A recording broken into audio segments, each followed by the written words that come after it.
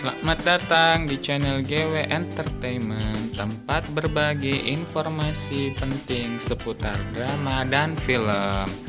Nah, bagi kalian yang belum subscribe, semoga kalian berkenan subscribe untuk kemajuan channel ini. Nah, hari ini kita akan mereview drama Korea yang berjudul The Spies Who Loved Me episode ketiga. Episode ketiga ini dimulai dari si Jun Ji Hoon yang ternyata tidak bisa melindungi sang mata-mata atau informan, yakni si Sophie. Dia pun kemudian dimarahi oleh bosnya. Nah, di sana bosnya ini ternyata bertemu oleh seorang pria bule yang menyuruhnya untuk kembali mengusut kasus si Sophie. Nah, di sini si Ji Hoon ini harus benar-benar mencari tahu penyebab kematian dari si Sophie. Nah, kemudian kisah pun berlanjut ke Arem. Si Arem ini karena setelah kehilangan sahabat terbaiknya yakni si Sophie, dia pun merasa sangat hancur hatinya dan dia bercerita kepada temannya yang merupakan sama-sama bekerja di butik tempat dia bekerja. Di sini dia bercerita.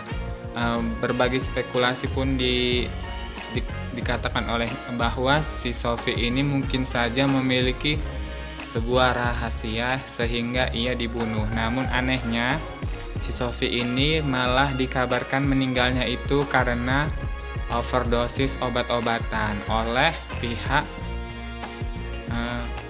tempat dia bekerja, karena si Sophie ini adalah seorang ilmuwan.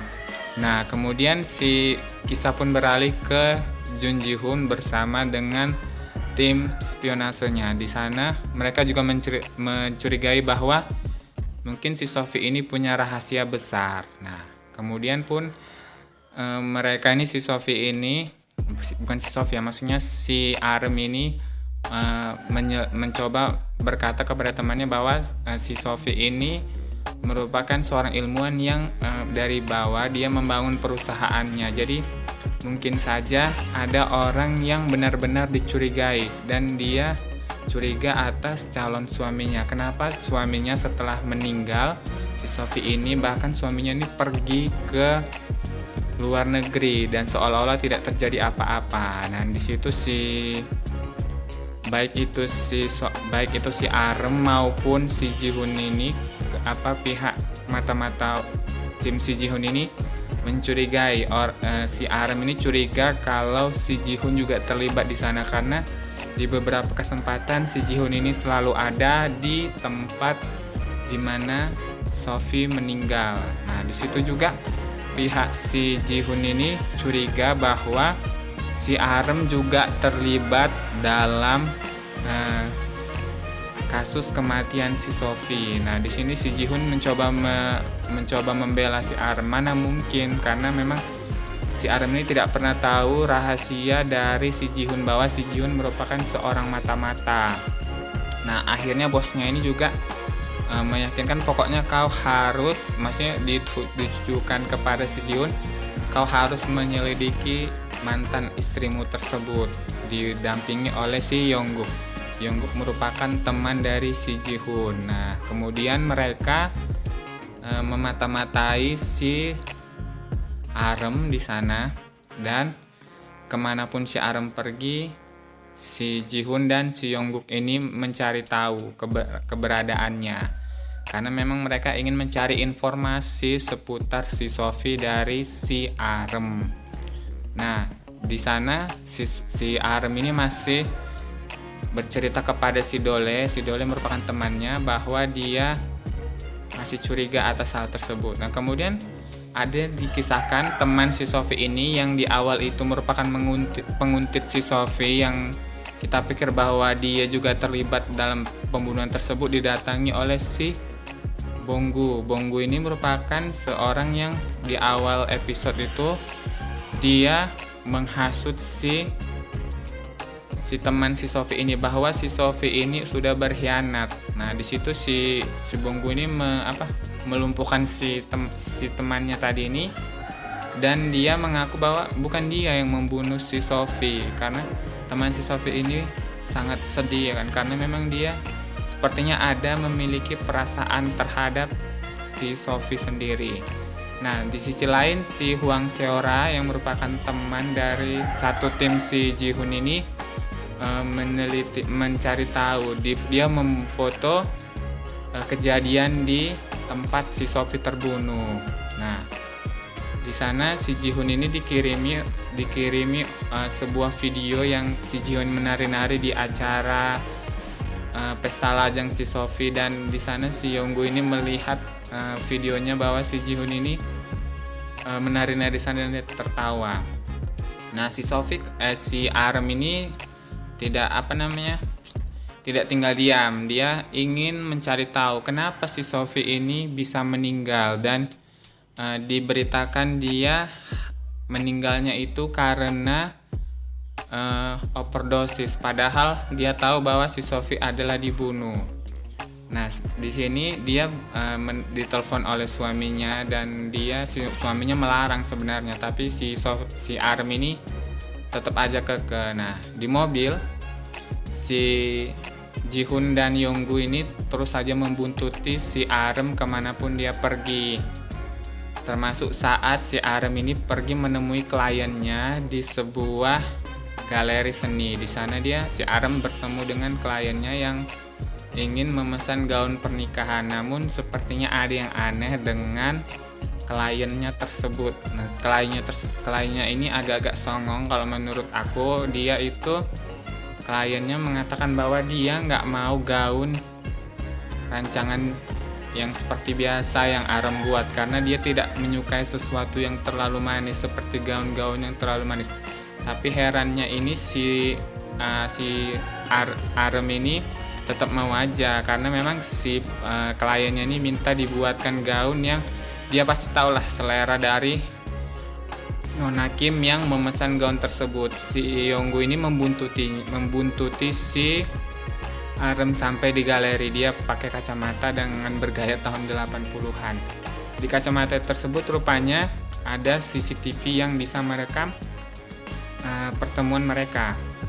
Di sana si Yonggu ini mencari informasi tentang Nona Kim. Ternyata Nona Kim ini adalah anak dari orang kaya yang merupakan sebenarnya dia pewaris, namun karena satu hal dia dicampakkan oleh saudaranya sendiri sehingga kakinya ini agak cacat. Nah, di situ karena kesal si Arem ini pun pulang, dan seperti biasa seperti yang sebelumnya terjadi, si Arem ini kalau udah kesal dia makan ramen. Nah, dia pulang makan ramen bersama temannya si Dole. Namun si Dolenya ini nggak makan ramen, dia hanya mendengarkan apa cerita dari si Arem.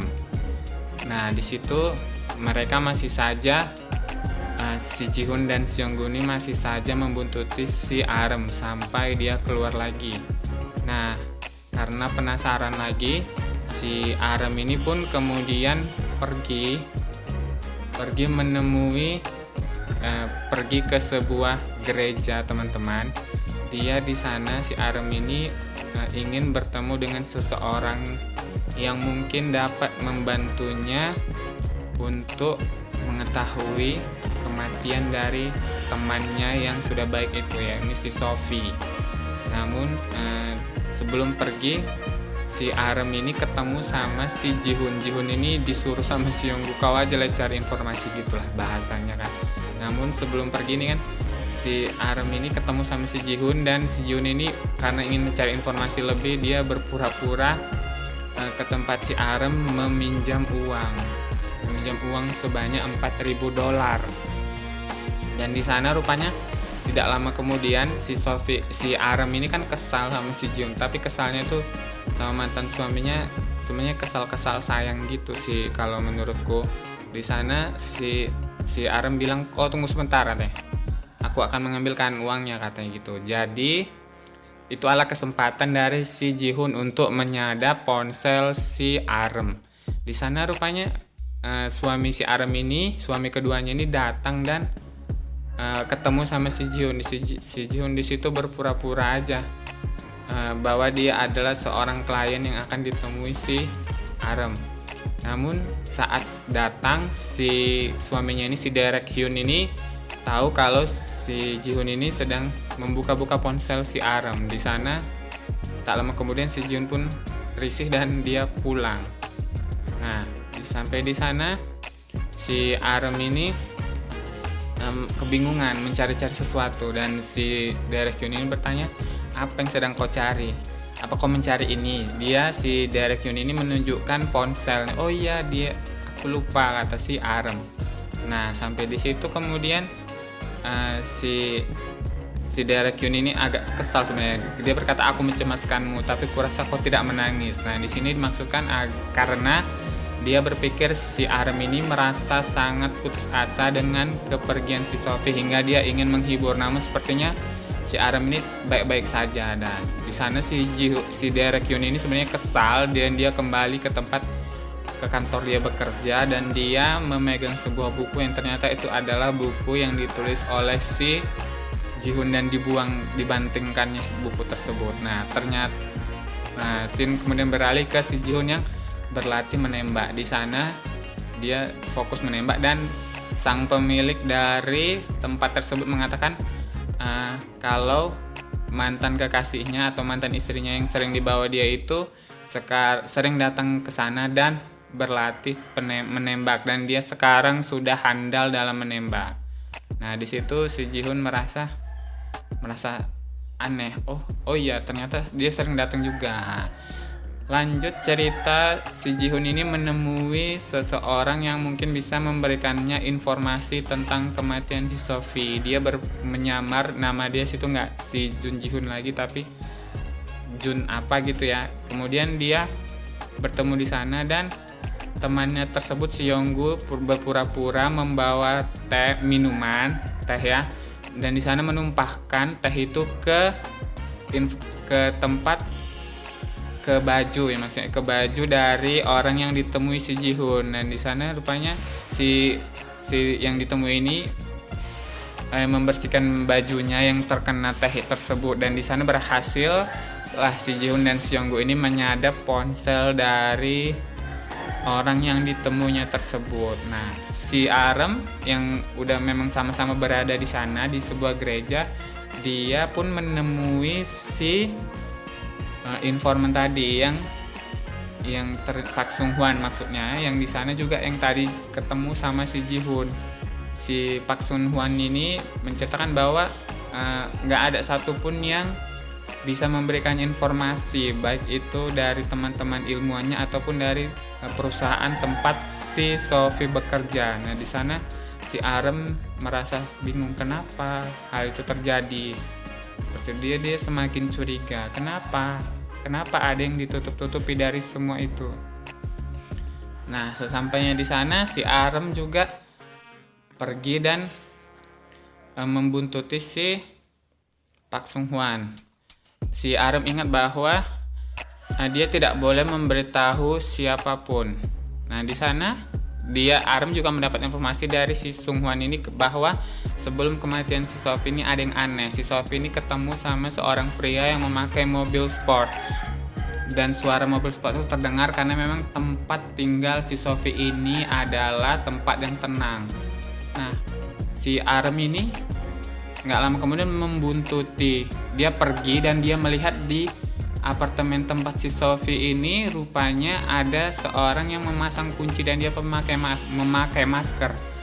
Di sana si Arem ini curiga bahwa si Sophie ini pasti adalah yang bisa membantunya si Sophie, kematian si Sophie. Namun di sana si Arem sewaktu berlari mengejar mobil yang pemasang kunci tersebut, dia malah hendak ditabrak, dan si Aremnya ini terjatuh. Di sana si Yonggu ini membantu dia, dan si Jihun ini pun berusaha mengejar mobil yang tadinya itu ingin menabrak si Arem. Di sana si Jihun ini berkejar-kejaran, sampailah dia kemudian dihadang oleh sebuah truk yang mengangkat kambing, hingga si Jihun ini kehilangan jejak dari laki-laki yang memakai masker di dalam mobil tersebut. Nah, si Arem kemudian dilarikan ke rumah sakit, dibawa si Yonggu ke rumah sakit. nggak lama kemudian si Arem ini ditelepon sama suaminya si Derek Hyun bahwa dia akan dia mengajak ketemuan si Derek Hyun. Namun si Arem ini karena memang dia masih punya urusan, dia mengatakan bahwa dia sedang ada rapat dengan kliennya dan itu tidak bisa diganggu. Dan si Derek Hyun ini, si suami keduanya ini merasa bahwa si Arem ini ada menutupi sesuatu dari dirinya. Dan di sana sebenarnya si Derek Hyun ini merasa kesal. Nah, di sini kita belum menemukan, sampai di sini episode ini kita belum menemukan sebenarnya siapa sih Derek Hyun yang merupakan suami si Arem tersebut. Apa profesinya dan apa hubungannya dengan semua ini.